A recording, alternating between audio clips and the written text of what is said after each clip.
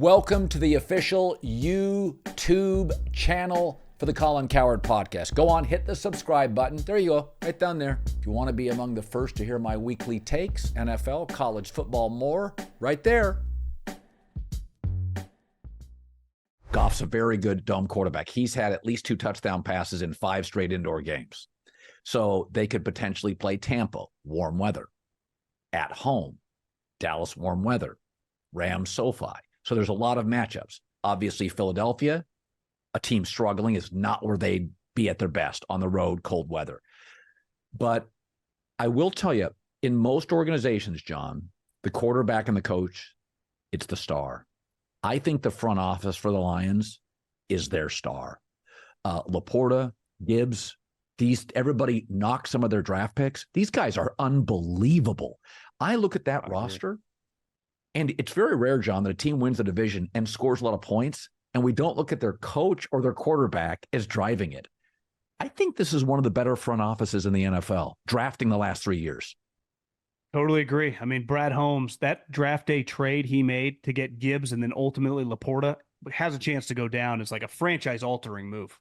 The other thing is, because he was a Rams guy and knew Jared Goff, the 49ers offered the same deal to the Detroit Lions for Matt Stafford, but it was Jimmy Garoppolo.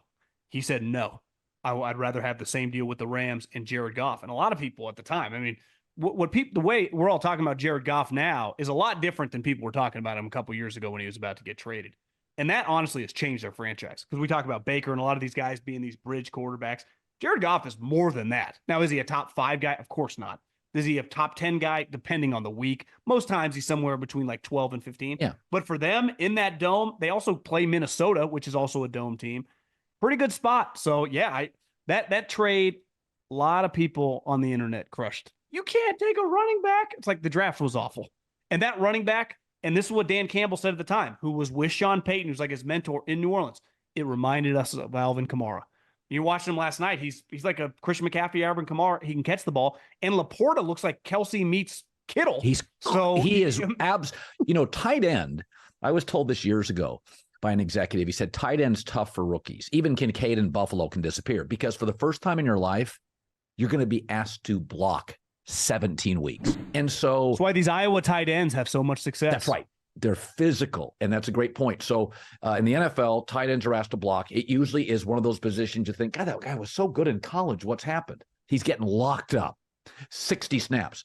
So when I watch a tight end come into the NFL, and he's a top 3 to 4 tight end in the league, you're looking, this is like an Antonio Gates moment or a Winslow moment or a Kittle moment, where it's like, this is not a fluke. To be that good as a rookie tight end, you are completely different than the rest of the league at that space. To me, that's what I see. Well, he's not only a star, that position doesn't cost much money. So once you extend them, they don't cost what wide receivers cost. They cost half as much, right? The top wide receivers make $30 million. Kittle, Kelsey, they make $14, $15 million. So the other thing, it's an incredible value on your salary cap. So when you hit a home run, if you draft Brock Bowers in this upcoming draft in the top 10, and then he becomes a top 5 player, he actually becomes a top 5 player in the league who's cheap. So it enables you to even buy and spend more money on other players. So from an economical standpoint on the salary cap, you could argue it's the best value. That, and if you get a star middle linebacker, because they don't cost what defensive ends or left tackles or quarterbacks cost. But Fred Warner, what's his impact? I don't know. It's like a 10 out of 10. Yeah. Right? What's Gronk or Kittle or Kelsey when they're on? No one can stop them. But you don't have to pay them this much. To me, what I also think Dan Campbell, if they win 11 or 12 games and win the division, I think he has to be the coach of the year. When you just look at the Detroit Lions, in 90 years, they've won double-digit games 9 times. For example, Andy Reid, when he wins double digits this year, has 18 double-digit win seasons in his career. So the Lions, like if Josh Lebby, the dude that just from Oklahoma went to Mississippi State, if they become a perennial playoff team, we go, that's incredible. Right, but you don't get as much credit when you do it at Georgia or Ohio State.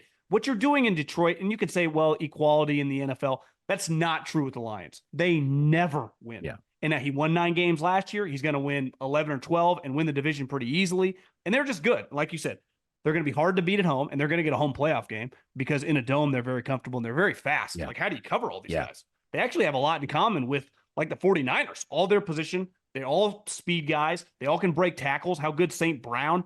Their defense is pretty questionable, but if you can score 35 points, like try to beat me. Well, and also Dan's created a culture. They're a kind of relentless attacking team. Is he a great schematic coach? I doubt it, but he has created a culture. And for years, that's what Detroit lacked. They had players, hell, Stafford, Barry Sanders, Calvin Johnson. Ndamukong Suh. I mean, they've had good guys. They're like Tampa. They've always have good players. I do want to segue to Sean Payton and blowing up with Russell Wilson. So I think I told you this, that I think the frustration for Sean Payton with Russell Wilson, he's not as athletic as Taysom Hill, and he's not as good a pocket passer as Drew Brees. So he feels like, you know what I mean? Remember when he signed that extension for Taysom Hill, we all went, Sean, you're crazy. Sean wants hyper athleticism or hyper accuracy. And with Russell, it's a lot of dink and dunk underneath stuff, and he's not as twitchy as he was a couple of years ago. He's clearly a franchise quarterback, but he went off on him earlier in the year on hit the thing around his wrist, right? Like he wasn't learning the plays. He went off on him again. And I always say this, if you go to a party and a couple's arguing, like how bad is it in the car ride home? How bad is it at home if you can't hide the anguish? Sean is blown up with Russell at the podium, on the sidelines. And maybe Sean's more emotional than most coaches. But when I look at Russell and Sean, I don't think it works. I just don't think it works. I don't think Sean's ever going to buy in. I think he's done the best job he feels he can do. But I think he's a difficult player based on the fact that Sean feels he's getting a B guy at both passing and athletically. Well, to me, the one thing with Sean Payton is he has obviously a Bill Parcells guy. He's got some Belichick, Walsh in him. He's pretty cutthroat. So to me, if he's over him, he will not be on this team next year. And it's been well reported on the money, how they can eat some of it and just kind of be rid of the contract and have it directly impact their salary cap for 1 year, and then just kind of be somewhat rid of themselves from it. But I'm with you. I mean, he even said, I was yelling at him just because I was frustrated, everything. He really wants to yell at him all the time. Yeah. I would imagine, right? And let's face it, when you go into a new relationship and your previous relationship is the best relationship you're probably ever going to have, he compares everything to Drew Brees. Yeah, good point. And Russell just strictly is not that. And listen, Russell's not a bad guy, not getting any trouble. He works hard. But ultimately, this is like, it's a result-oriented business. So all that stuff's great, but then we play the games. So you get the job done.